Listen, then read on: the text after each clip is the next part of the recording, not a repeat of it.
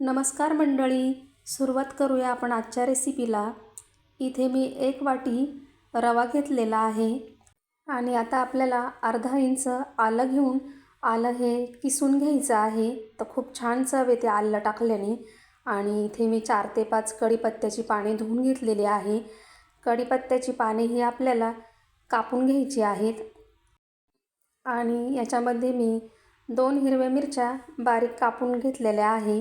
आणि आता आपल्याला कढईमध्ये रवा भाजून घ्यायचा आहे। तर 1 वाटी रवा हा घेतलेला आहे आणि याच्यामध्ये अर्धा चमचा तूप टाकायचं आणि रवा हा आपल्याला 2 ते 3 मिनिटांसाठी मंद आचेवर भाजून घ्यायचा आहे। रव्याचा आपल्याला कलर हा बदलू द्यायचा नाही आहे आणि गॅस हा जास्त फास्ट देखील करायचा नाही, नाहीतर रवा जळेल आणि त्याचा कलर देखील बदलेल। फक्त एक सुगंध येईपर्यंतच आपल्याला हा रवा 2 ते 3 मिनिटांसाठी भाजून घ्यायचा आहे।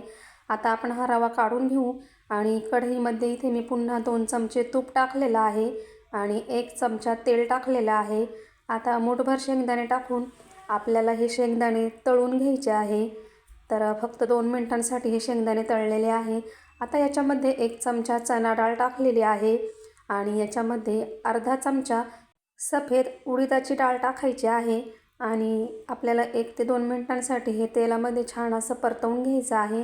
आता याच्यामध्ये आपण अर्धा चमचा मोहरी टाकायची आणि अर्धा चमचा जिरे टाकायचे आहे। जिरे मोहरी छान तडतडली की मग याच्यामध्ये आपण हिरवी मिरची, कढीपत्ता आणि आलं किसलेलं हे टाकायचं आहे आणि पुन्हा आपल्याला 1 ते 2 मिनिटांसाठी हे तेलामध्ये छान असं परतवून घ्यायचं आहे, म्हणजे आपल्या मिरच्या ह्या छान तळल्या जातील।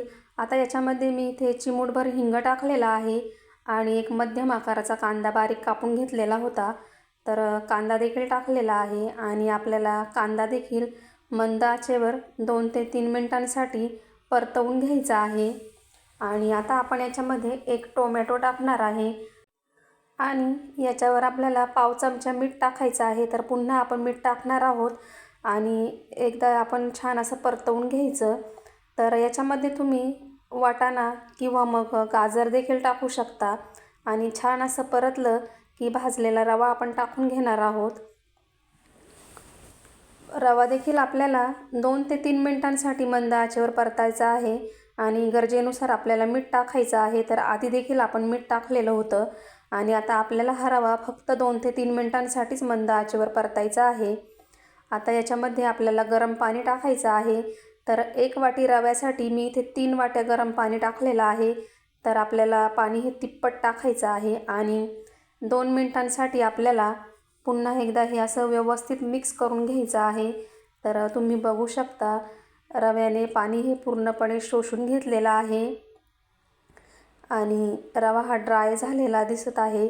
तर आता याच्यावर आपल्याला झाकण ठेवायचं आहे। तर 2 मिनिटांनंतर आपण इथे झाकण ठेवलेलं आहे आणि 3 ते 4 मिनिटांसाठी आपण मंद आचेवर हे झाकण ठेवायचं आहे आणि याची वाफ दाबून घ्यायची आहे। तर आता 3 ते 4 मिनिटे झालेली आहे आणि आपला रवा हा छान फुललेला आहे।